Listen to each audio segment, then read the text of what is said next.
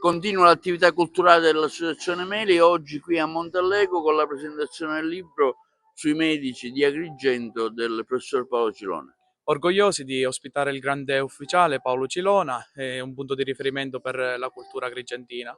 Paolo Cilona è il padre del premio Telamone. Da quel premio sono passati Leonardo Sciascia, Ignazio Buttitta, Andrea Camilleri e anche svariati artisti, scienziati come lo scienziato Antonino Zichichi, anche il duo comico Ficarra e Picone. Paolo Cilona rappresenta Agrigento, è Agrigento. Separare Agrigento e Paolo Cilona è impossibile. Oggi come circolo lo abbiamo ospitato e abbiamo presentato il libro Medici della Terra Agrigentina, che affronta un tema importante, quello della sanità, dei medici che hanno fatto la storia in Sicilia. Paolo Cilona oggi a Montallegro per la presentazione di questo libro, organizzato l'evento dal Circolo Culturale di Montallegro.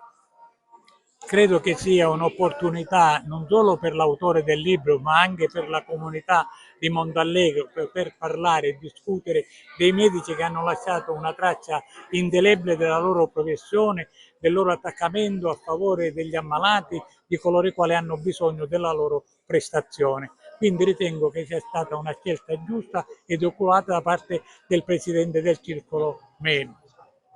I medici agrigentini sono tanti che lei ha citato nel libro. Beh, sono oltre 120 medici che effettivamente sono stati all'altezza del loro mandato nel nome di Ippocrate, medici bravi, soprattutto vicini alla gente che soffre e alla gente che ha bisogno del loro aiuto.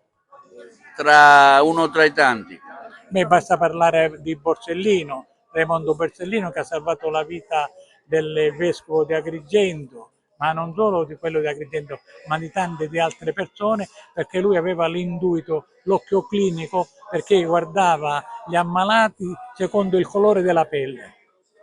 So che c'è in cantiere qualche altro evento o una pubblicazione che lei sta preparando. Sì, senz'altro, sto finendo già sul diritto di voto delle donne. Le donne finalmente dopo tanti anni di lotte sono riuscite nel 1946 a votare, quindi un diritto sancito ora dalla Costituzione e quindi ricorderò tutte le donne che sono state all'altezza della battaglia, soprattutto di una agrigentina che si chiamava Accursia Pomilia che nel lontano 1906 protestò davanti alla prefettura di Agrigento perché voleva avere il diritto di essere iscritta nelle liste elettorali.